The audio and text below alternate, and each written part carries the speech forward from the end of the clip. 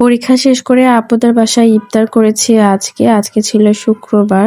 Hello, আসসালামু আলাইকুম। This is me Swarna from my page Swarna blog. সবাই কেমন আছেন? আশা করি সবাই ভালো এবং সুস্থ আছেন। তো আজকে ছিল শুক্রবার। তো শুক্রবার হলে আমাদের ভার্সিটি থাকে। তো আমরা ভার্সিটিতে এসেছি। তো এখানে এসে আমি আজকে মানে খুবই অবাক হচ্ছিলাম। এত বেশি পাতা পড়ছিল, মানে অনেক বেশি ভালো লাগছিল। মনে হচ্ছিল যে কেউ ফালাচ্ছে উপর থেকে। তো গাছ থেকে এখন হচ্ছে পাতা ঝরে যাওয়ার সিজন। তো গাছ থেকে পাতাগুলো ঝরছিল আর অনেক বেশি সুন্দর লাগছিল। আর এখানে এই জায়গাটা আমার বেশি ভালো লাগে। বিশেষ করে এই বাড়িটা অনেক বেশি ভালো লাগে।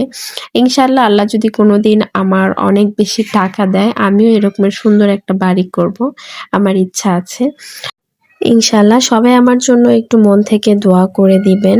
আর এই তো পরীক্ষা শেষ করে নিচে যাচ্ছিলাম। আর আজকে পরীক্ষাটা মোটামুটি ভালোই হয়েছে।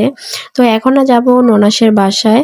আজকের ইফতারিটা আপুদের বাসায় করব, মানে আমার ননাসের বাসায়।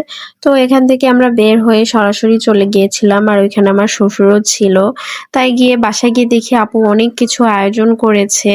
তো নিজে হাতে সবকিছু করেছে। এখানে বিরিয়ানি ছিল, বিভিন্ন ফল ছিল, পিঠা ছিল এবং ফুল টেবিল ভর্তিই ছিল অনেক অনেক খাবার। তারপরে আমরা সবাই একসাথে ইফতারি করে নেই। তো আজকের ভিডিওটি এখানেই শেষ করছি। সবাই ভালো থাকবেন। আল্লাহ হাফেজ।